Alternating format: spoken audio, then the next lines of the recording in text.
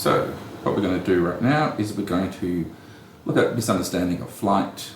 I'm sure this will be the first of a few videos, and what we're going to do in this is we're going to use falsification, the correct philosophy of science, to attack downward turning arguments that people appear to be obsessed with. The first of these downward turning arguments is Newton's own ski effect, which we call the Newton sine squared law. Even Sir Isaac Newton himself knew this was incorrect, but it was his best guess at the time. So his understanding here was that air molecules would bounce off the bottom surface of the aerofoil, therefore producing what we call and what he understood as the aerodynamic reaction force up and away, resulting in lift and drag. The issue with this being that a cambered aerofoil, as drawn here, at 0 degrees angle of attack, will clearly have more air molecules bouncing off the top and producing a downwards aerodynamic reaction force, when a cambered aerofoil still produces lift and upwards force. So this cannot be correct. This is slightly complicated by the fact that at high speed aerodynamics, especially at really extremely high speeds, hypersonics, when we get into free molecule flow, this technically is how aerodynamics works, but for low speed, subsonic, incompressible aerodynamics, this model that people insist on using is very, very wrong. The next is what we call a sine law. This is a very common argument that people make. They say the air is deflected down due to the angle of attack of the aerofoil, and this is a lovely little simplified diagram here from Robertson.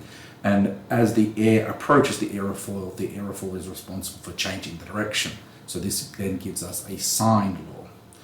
The most common way that people attribute this downward turning to give a sine law is by the Coanda effect. Now, importantly, the Coanda effect is a real aerodynamic phenomenon. It is the entrainment, the turbulent mixing of air around a jet, which will result in a reduced air pressure around the jet. And if that jet is then moved close to a surface, it will adhere to that surface and follow that surface even if it's curved. But the Coanda effect is the entrainment of air by a jet of air moving through it, or a jet of water in water, doesn't matter what the fluid is, but it needs to be a jet, and it is just the entrainment of the stationary air around the moving jet that is Coanda, which can then be used to create things like blow flaps used in the F-104 Starfighter and the Blackburn Buccaneer. How can we just simply falsify those things?